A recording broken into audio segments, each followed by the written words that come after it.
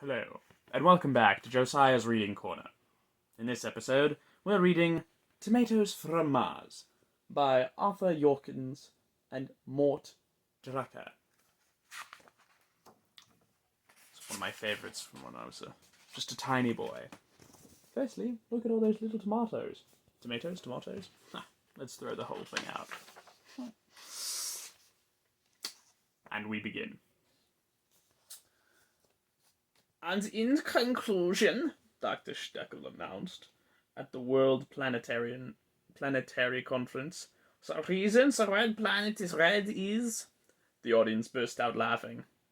Then, last summer...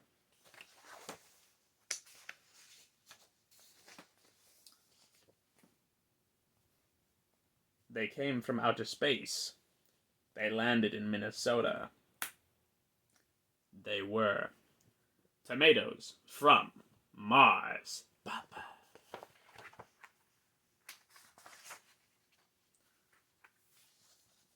As mankind innocently slept, the tomatoes moved silently towards Minneapolis.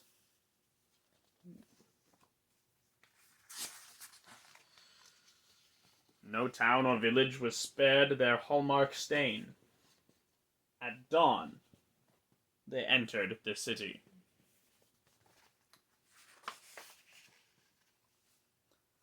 The population panicked. In defense of the human race, some people threw rocks or chairs or anything they could get their hands on. But the tomatoes, impervious to pain, kept on coming. "It's no use," cried the mayor. "Run for your lives!"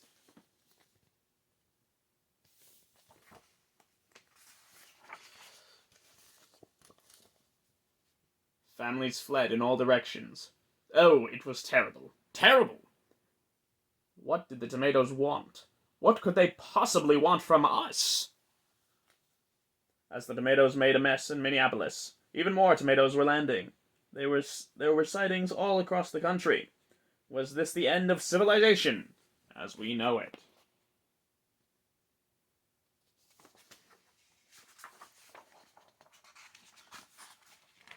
Scientists throughout the nation worked feverishly, struggling to find a way to stop the invasion. But one scientist was working even harder. "If only we could communicate with the tomatoes," Dr. Steckel told his niece Sally. "I know we could end this madness."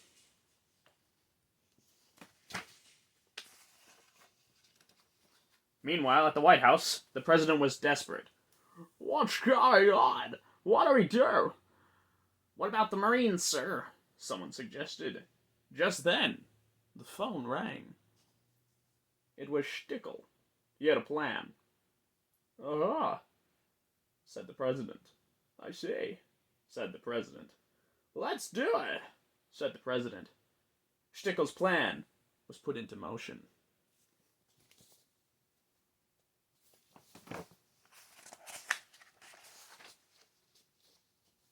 Highly trained pilots were aloft to fill the sky with symbols of welcome.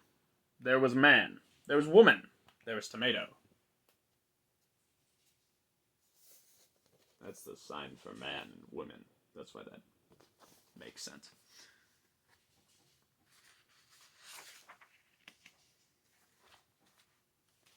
"Get me Steckel," said the president. Things are really going down.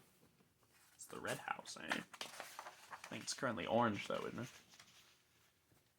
"Steckel, the whole country's getting smeared. We have to get rough." That's the president talking. No, said Steckel. "The entire Earth will be covered in sauce. We've got to give more time." 12 hours, Steckel, and then we blast them.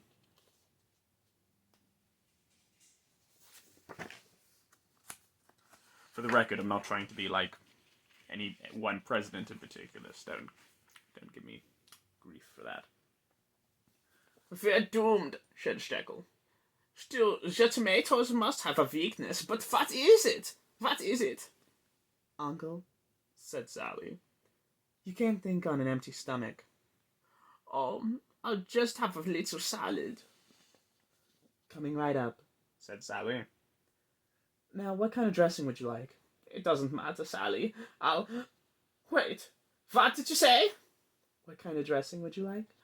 I've got it! Stickle shouted.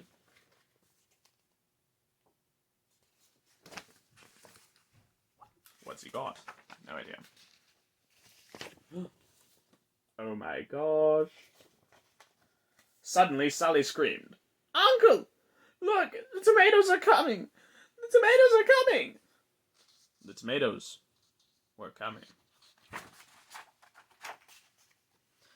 Stickle rushed to the pantry and began filling a spritzer? Spritzer. Stickle rushed to the pantry and began filling a spritzer. Then the Martian fruits came crashing through. Tomatoes are fruits. We're learning a lot today. Spritz. Stickle spritzed them with extra vinegar, olive oil, red wine vinegar, fresh basil, and a little pinch of garlic. The tomatoes stopped, shook, shimmered, and scrammed. Wow.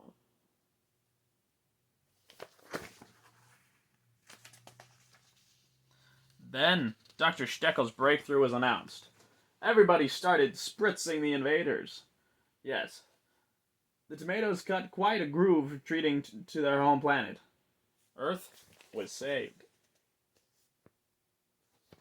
I think I've started doing the president's voice instead of the original one, but here we are now.